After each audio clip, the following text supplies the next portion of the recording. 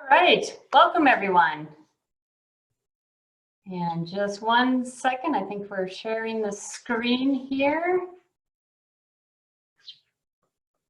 Okay, well, hi, happy afternoon, happy Tuesday here. My name is Molly Goyam. I'm the Chief Development Officer for NPH USA. And on behalf of all the staff here, we hope you and your families are safe and healthy. Welcome to the second episode of the NPH Open Home series. If you were with us on episode number 1, we visited Honduras and had a lovely conversation with Steve Mahoney, the National Director. Today, we are visiting NPH Bolivia and chatting with their National Director, Tom Kuiper. And Griffin Jones is joining us. He's a former international volunteer for Bolivia. Before we get started, I have a couple housekeeping items I'd like to share with you all. 1, we ask for your patience as the Wi-Fi in Bolivia isn't the most reliable, so fingers crossed. 2, I'm going to explain some very basics of the Zoom webinar platform you're all using this afternoon just to get you a little bit more comfortable with it. During our 45-minute program, we will control which speakers you see and hear. We will be showing you a short video, so you may want to make your Zoom window as large as possible. This can be done by moving your mouse to the top right corner of your Zoom window. This is where the minimize, maximize, and exit icons appear. There will also be a pause as we switch between presenters. There are more icons that appear when you hover your mouse at the bottom of your Zoom window, like chat, Q&A, raise hand. If at any time you would like to ask a question, choose the Q&A button and a new window will appear where you can type your question. We'll be answering several of them at the end of the program. So if you have a comment, please click on the chat like you've been doing. Thank you. We now have a quick video for you to view from NPH Bolivia. So without further ado, welcome to episode number 2 of our Open Home series. Enjoy.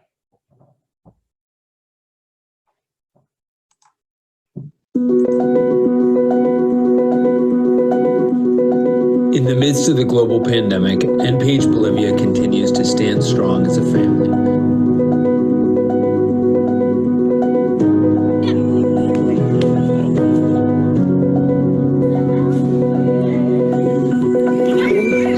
For 15 years, the home has protected the lives of the most vulnerable in a country considered one of the poorest and least developed in South America. The coronavirus has doubled in the number of cases in Bolivia in the last 2 weeks.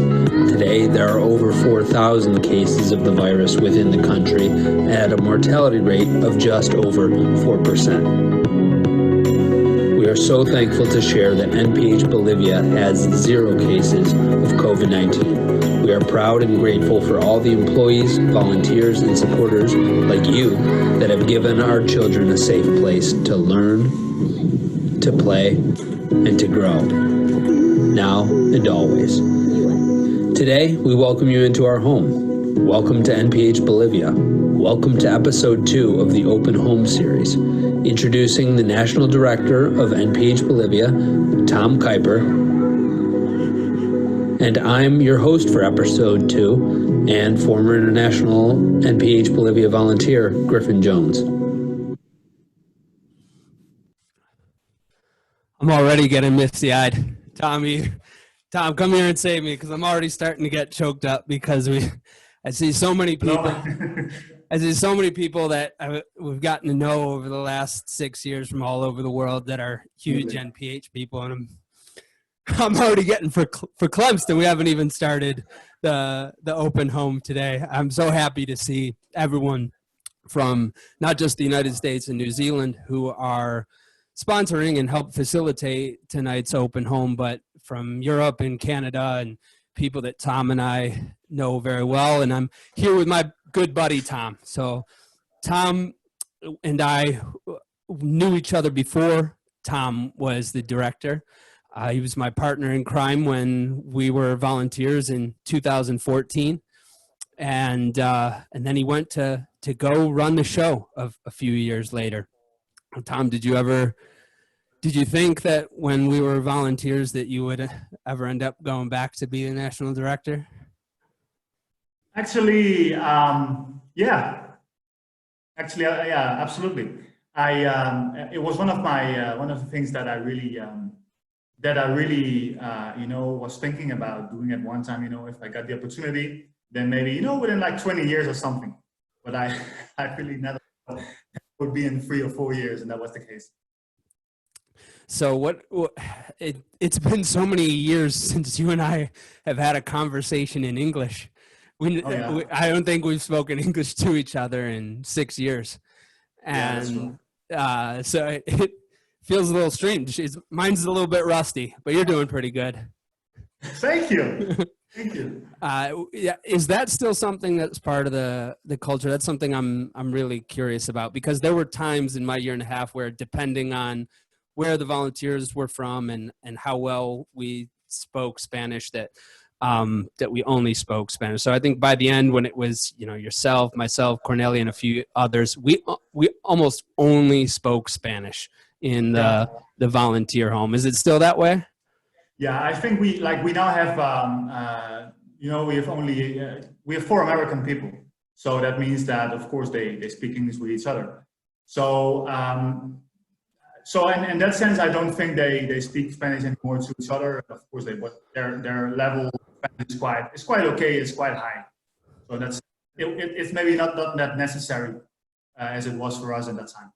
Well, it was something that I remember pretty fondly. It's part of how we bonded. So I want to catch up more about what's going on at the home too. And at different times in tonight's episode, we'll share different ways that you all can help. We've got 100 people so far on tonight's open home. Many of you have been helping NPH for years. Some people want to know how they can help now. We'll give you a few different options, some of which might say if you wanted to do a big donation. Others would be different options in the Godparent form and a new sponsorships that's available. And then there's always ways you can help that if it's not in the cards for you right now about sharing NPH. So we'll give you those options as we talk about, as we go through what's happening in NPH and what the landscape is like and how that relates to you all. We'll get to your questions at the end. So you'll see that you've got a Q&A. Try to put your questions in that Q&A as opposed to in the chat. And then by the end, you know, we'll try to get to as many as we can. I might group some of them, but we'll try to answer that as many as we can. And then Brad and Nick are also in the chat answering questions via text while Tom and I are conversing. So please make this as interactive as possible. Ask all the questions you want in the Q&A, and then in the chat section, you know, please, if you have a memory or something that relates to what we're talking about, please feel free to share it, because there are so many NPH supporters from all over the world, because they're different in all of the world. So I'm curious, Tom, what are things like with the kids during all this? How are they doing? The children, that's the beautiful thing. The children are doing well, Griffin. The children are doing well, you know. I think they got used to the new way of living. Like lately, you know, it's different. You know, of course, it's different.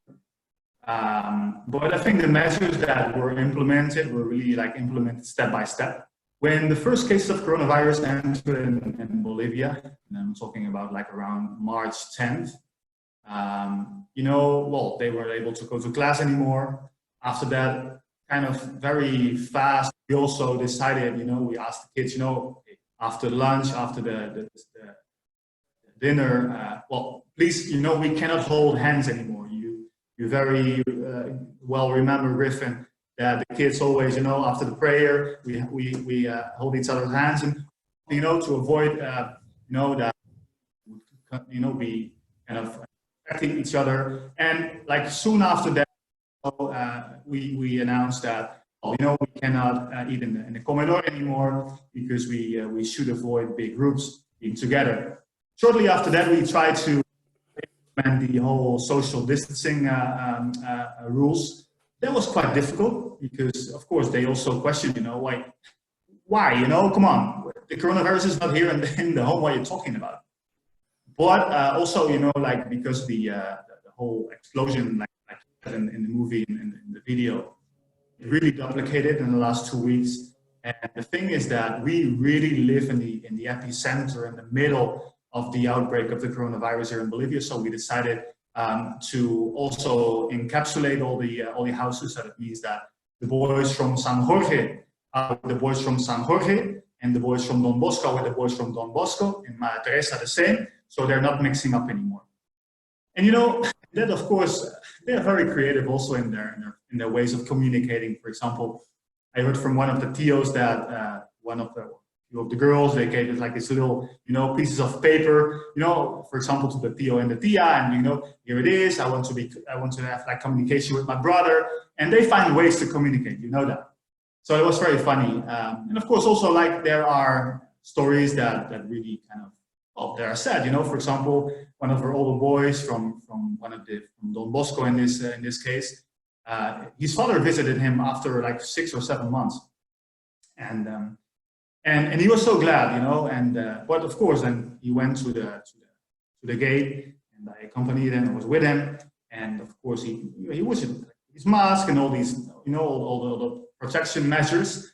But at the end, then he wasn't able. Really, they were like at 1-2 meters distance, and you really could see, you know, that they really longed to give each other a hug. But of course, that wasn't possible. So, but at the end, you know, they spent 5 or 10 minutes, and he was so happy. It was beautiful to see. So, but that gives an idea that social distancing, the changing of visitors, the not eating in the comedor, gives an idea of the measures you're taking to make sure they're safe. But one of the questions was, how do you assure the children of their safety, which is to me is a different question. So one is, how are you keeping them safe? I feel like you answered that. But the other is, how do you assure them that they're safe? And I wonder do you even need to do that? Because one of the things that I just loved about the kids so much that they taught me was how tough they were. I mean, talking 8-year-olds, 10-year-olds, and just admiring that resilience and wanting to bring that home with me. Like, yeah, heck yeah, I'm going to give my nephew a machete because these kids are so tough. Do you need to assure them? Are they worried? Well, it really, of course, and like, it depends a little bit on the interpretation of the question. So assuring, absolutely. What we do is that, you know, we manage a strict policy. Nobody enters, nobody leaves the home. You know, and if somebody enters that, well, you know, who could have the coronavirus, he has to go in quarantine for 14 days straight. You know, so for example, what we did also with the educators, if I might, is that, and they were so good for us, really. They completely understood the situation, you know, and they said, okay, it really is a risk that we keep coming and keep leaving. So we really understand, and they are already here working for 2 straight months, Griffin, you know. So, and that means that we only, since the outbreak, had like one time there was like this, there was the shift, and like the shift, like one went out and the other came in, and that was everything. So, in terms of rotation, so what do you do to protect, or what do you assure? Well, we try to keep the virus out of the home by not letting entering people into the home. The other thing, of course, what you could say is that, you know, also, of course, the products could be, you know, infected or whatever. And we, for example, if you remember that when you enter in the gate, well, we have a guard there, and he is disinfecting everything, you know, so that we assure that everything is clean when it enters, and in the bodega in this case, or in the kitchen.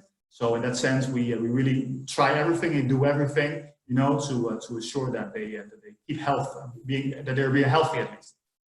So I want everybody to see what this looks like as Tom's sharing the comedor and talking about the gate, and if technical cooperations do persist and allow us to share, I want you to take us through a tour, Tom, because one thing you always told me when we were volunteers is just stop, listen to the birds, listen to the kids, and if you'll take us around and show us NPH Bolivia, I'd like to share that with everybody.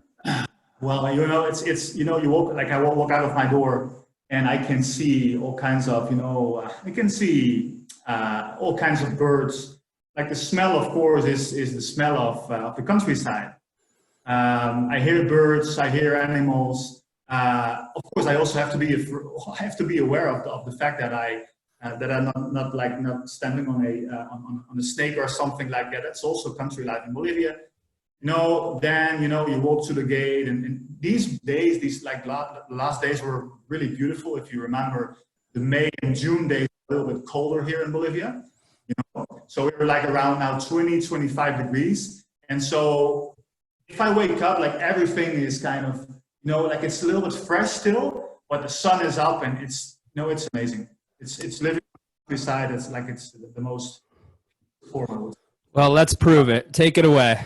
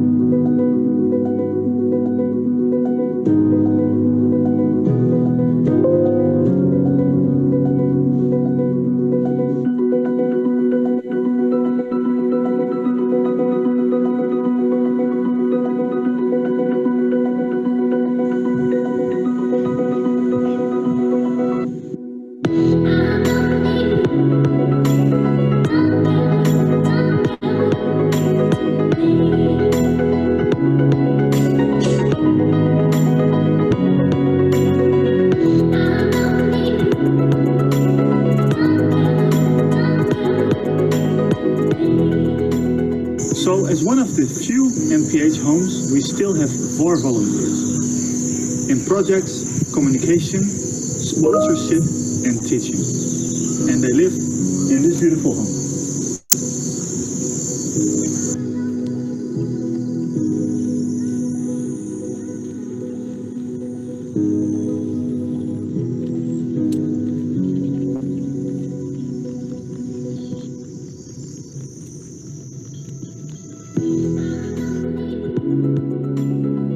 This is our clinic.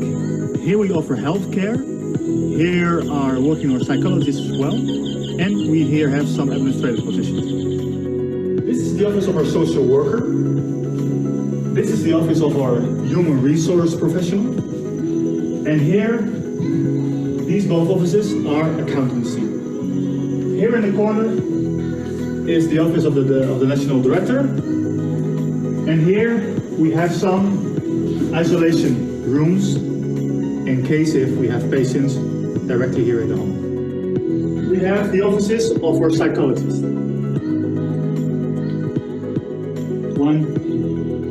and 2. Here is the office of our dentist.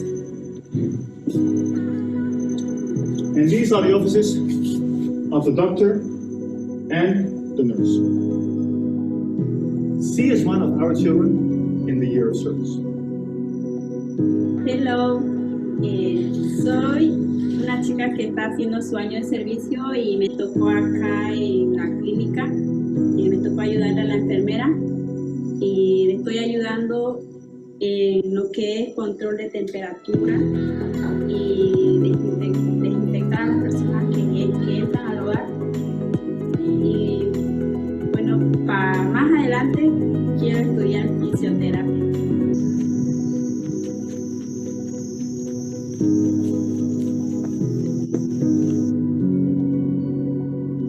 Now we are at our on-site primary school.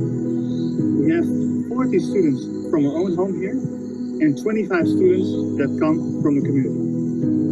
From our own boys and girls, more or less 30 go to secondary school here in San Ignacio. And also we have 14 students, university students, who study in Santa Cruz. So here we have from kindergarten till 6th grade. Also we have a computer room which was donated by the company of Cargill, and we have a library there.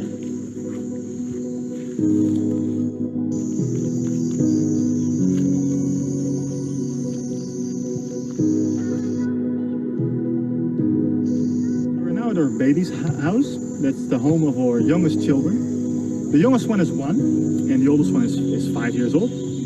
And this is the park where they love to play. And they also love to play at the volleyball field.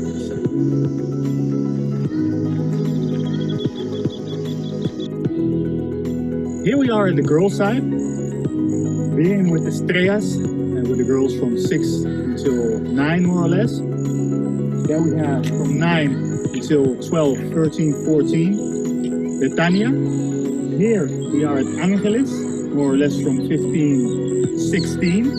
And then behind Angeles we have Maria Teresa, 17, 18. And then there is Mariana, which is the house, the only house here.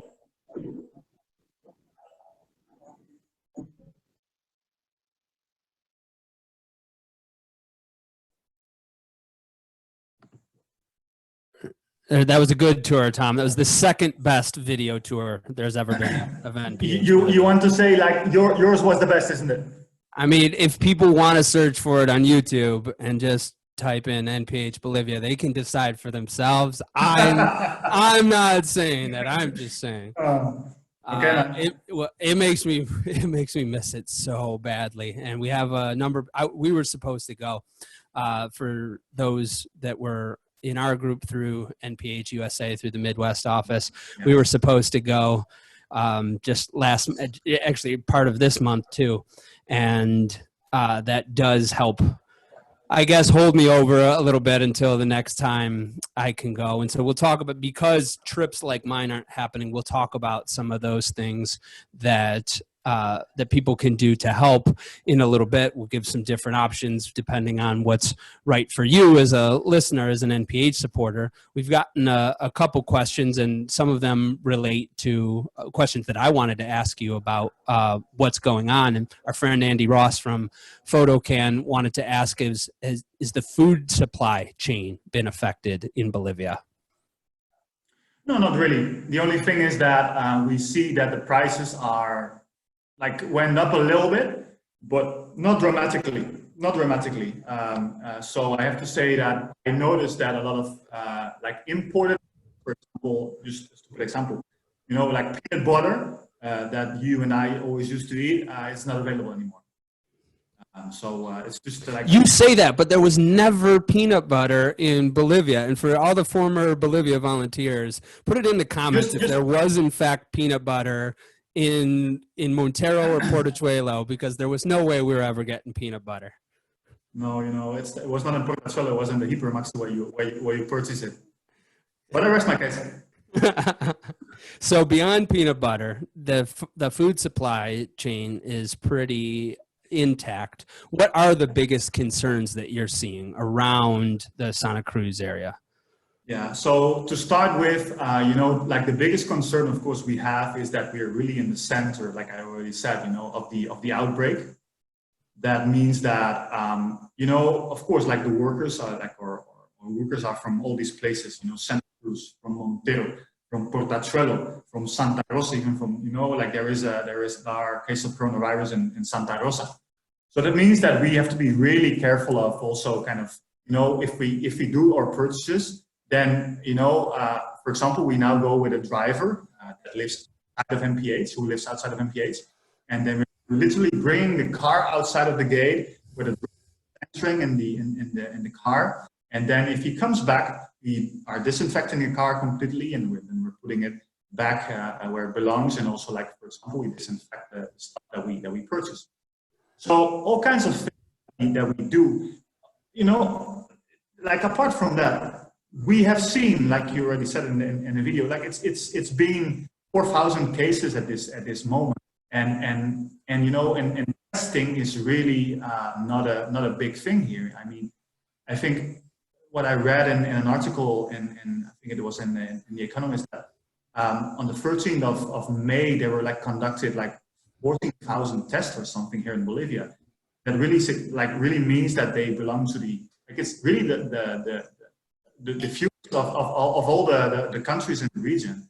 So yeah, what happens if we have more capacity? Are there more cases? We don't know. We think everybody thinks it.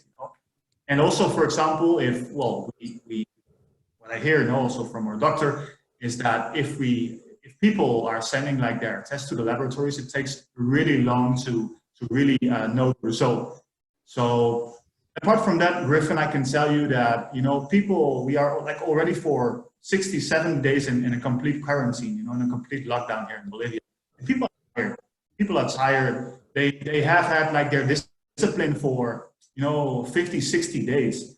And you and I know that, they don't have like the position in which they can say, well, my boss is paying me. That's and, right. like everybody's living like from the day, and they have to go on the street and they have to sell their stuff.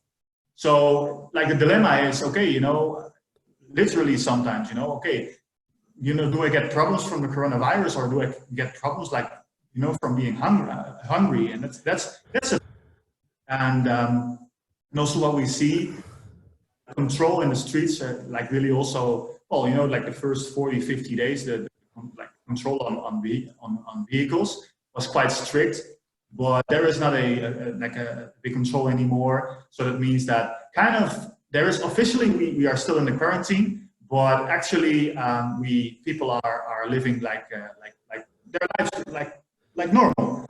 And like I said, Santa Cruz really has to look if it can get its own strategy, because like Santa Cruz has 67% of all cases, and they are looking to Europe, they're looking to the United States, and they have some proposals, but at the same time we really have to look at if that's if that's something that the country can do, or that the department can do.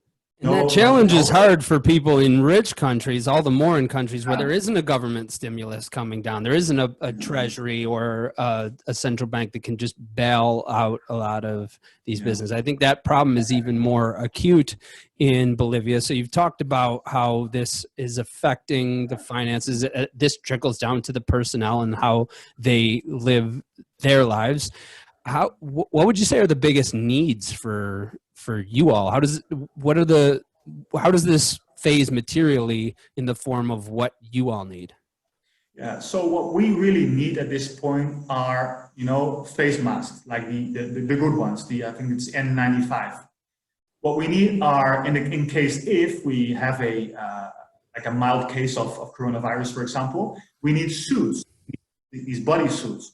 And they are really expensive in Bolivia, like really pay like easily $20 per suit. So so that's what we really need money for. We haven't, well, of course we didn't budget that.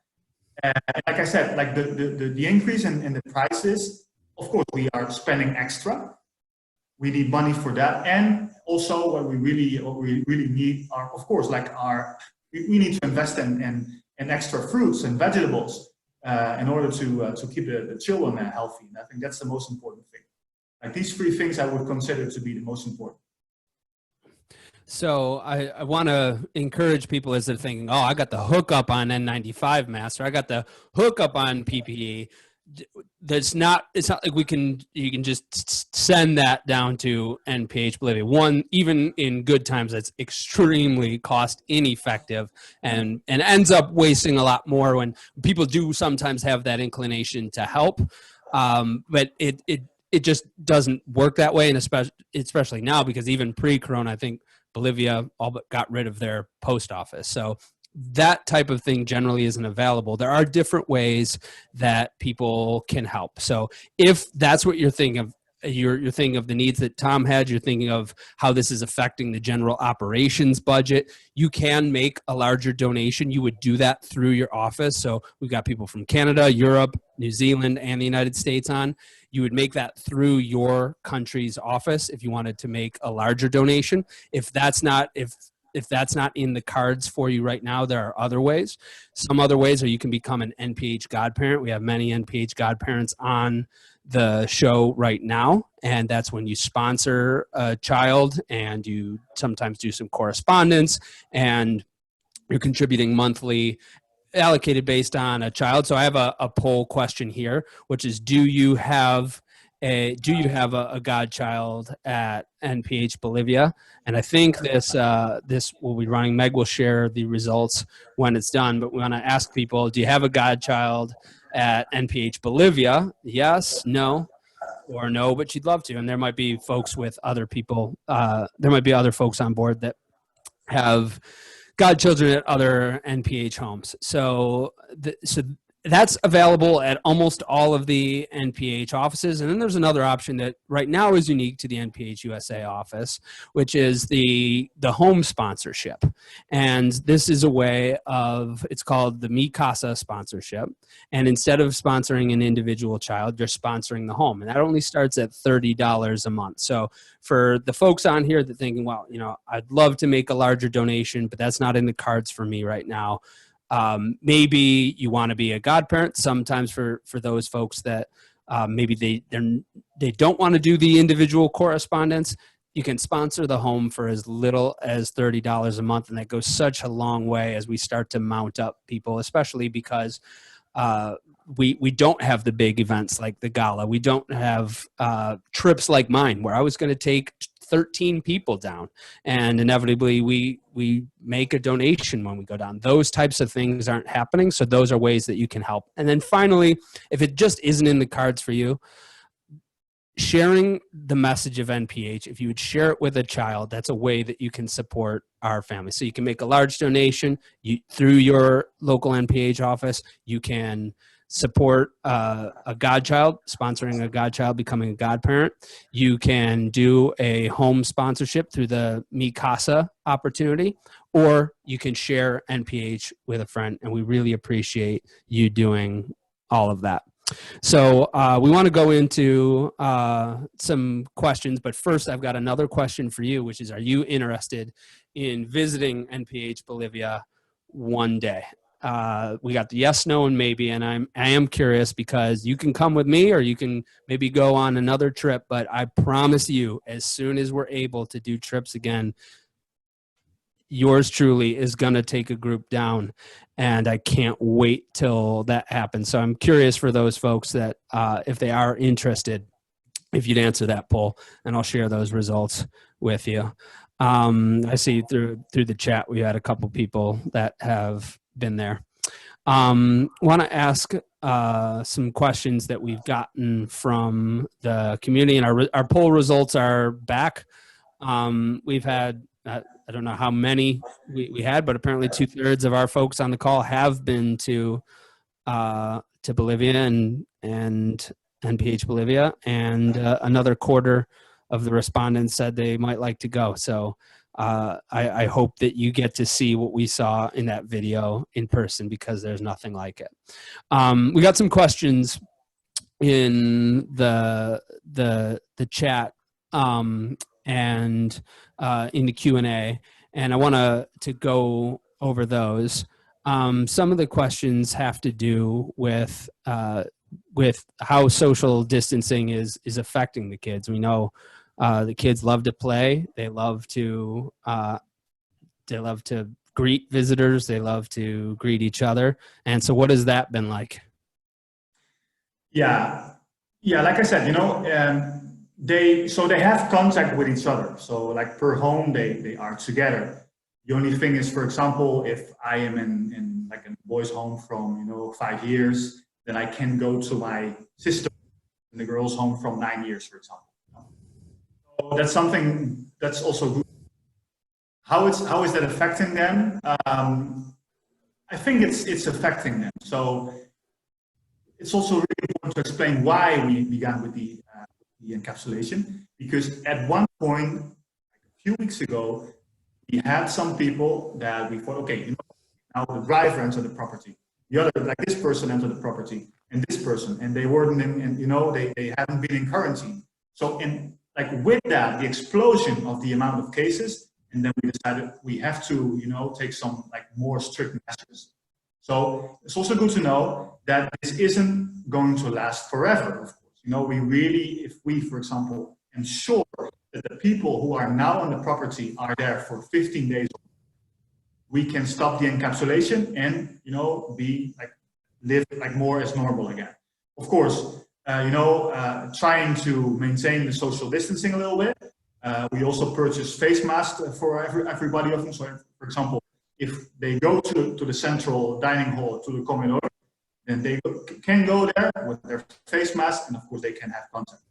So, like I said, it's not the idea that it's going to last forever, the encapsulation. Got a couple questions about education, so I'm morphing it into one question. Some is, how are the kids continuing their education? Are any of them still going to classroom settings? Are they getting any kind of online course or any material sent home? Are there tutors? How are you making up for that differential in education right now? Yeah, so yeah, this is something that that is not a difficult point, but of course, like the kids are like, it's already for 2 months that they're not going to classes. So they are for now, for like almost 1 month, 3 weeks, the professors are in contact with the POs and TS, with the educators via WhatsApp. So what they're doing, they're sending videos, like videos per WhatsApp to the POs and TS, and like this, and that's the way they're working. So the POs and TS are showing it to the kids, and they're working then, like they're doing their tarea, their task, and their homework. And then, for example, the next day, okay, you did it well, do this better. That's the way they're working. Like really, of course, it's really improvisation.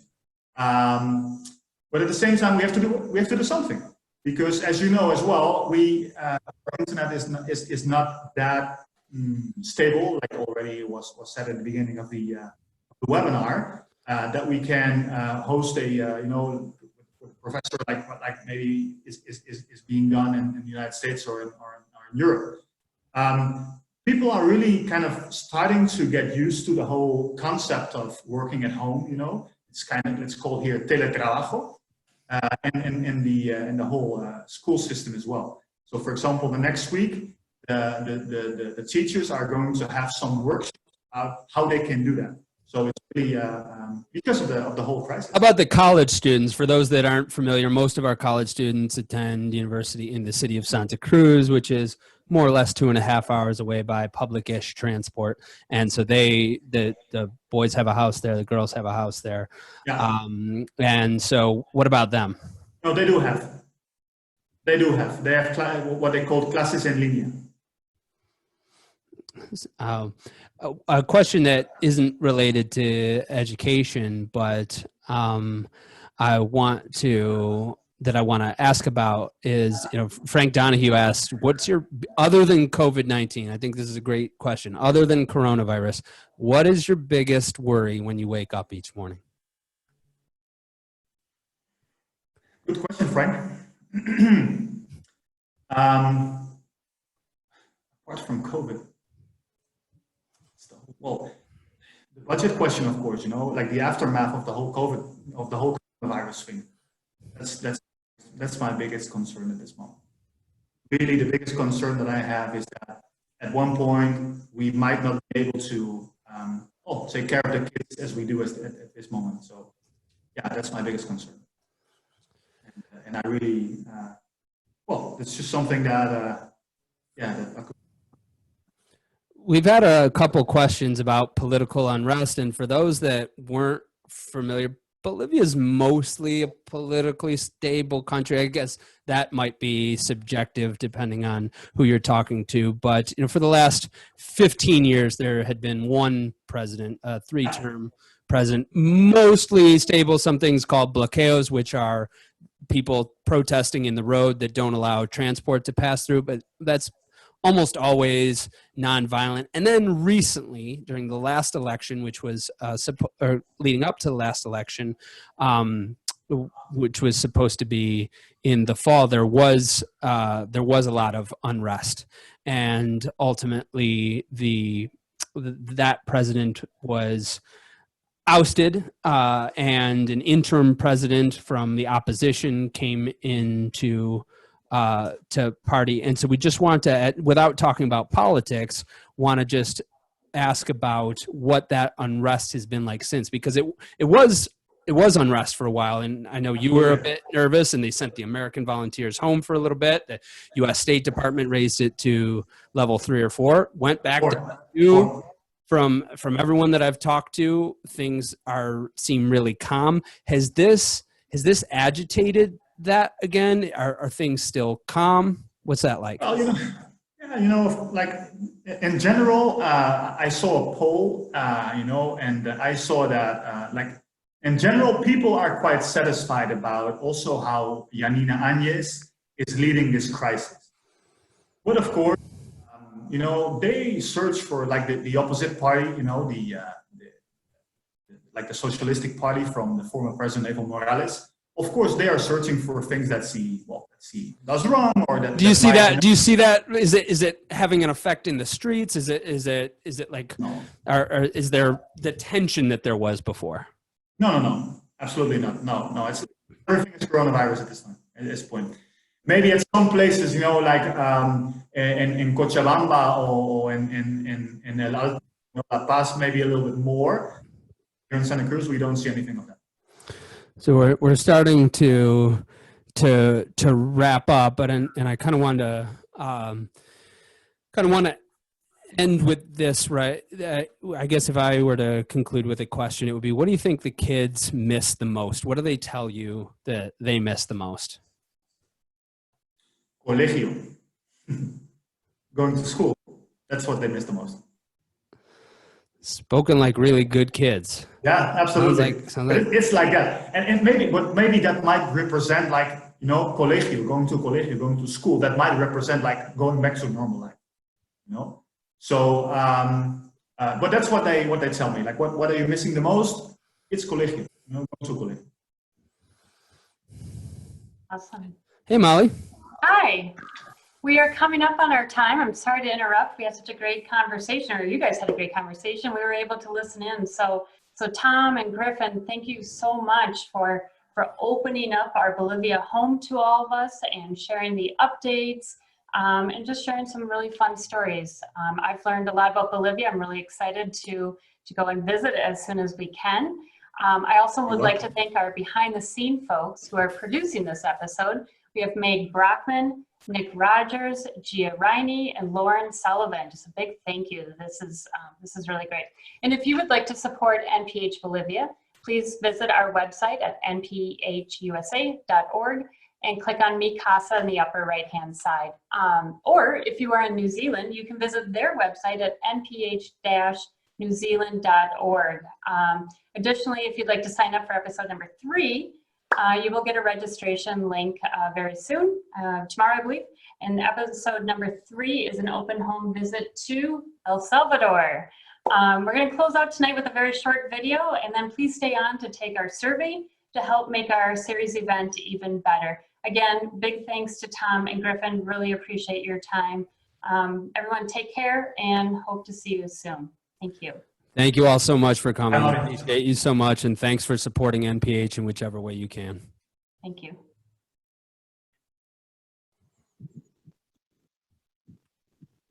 you.